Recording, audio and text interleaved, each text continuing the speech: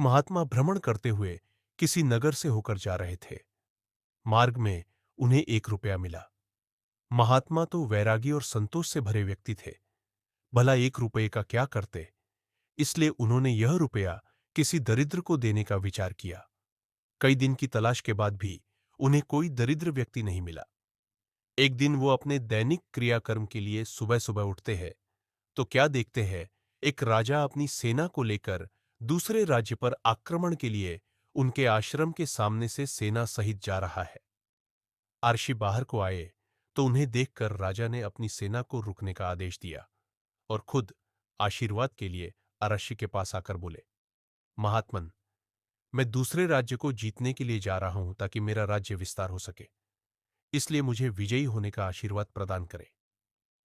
इस पर ऋषि ने काफी देर सोचा और सोचने के बाद वो 1 रुपया राजा की हथेली में रख दिया।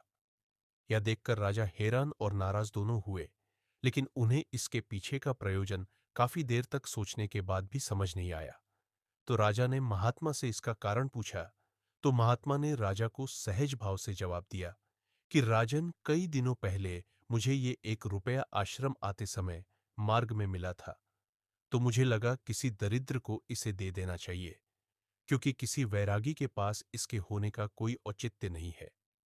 बहुत खोजने के बाद भी मुझे कोई दरिद्र व्यक्ति नहीं मिला, लेकिन आज तुम्हें देखकर यह ख्याल आया कि तुमसे दरिद्र तो कोई है ही नहीं इस राज्य में, जो सब कुछ होने के बाद भी किसी दूसरे बड़े राज्य के लिए भी लालसा रखता है।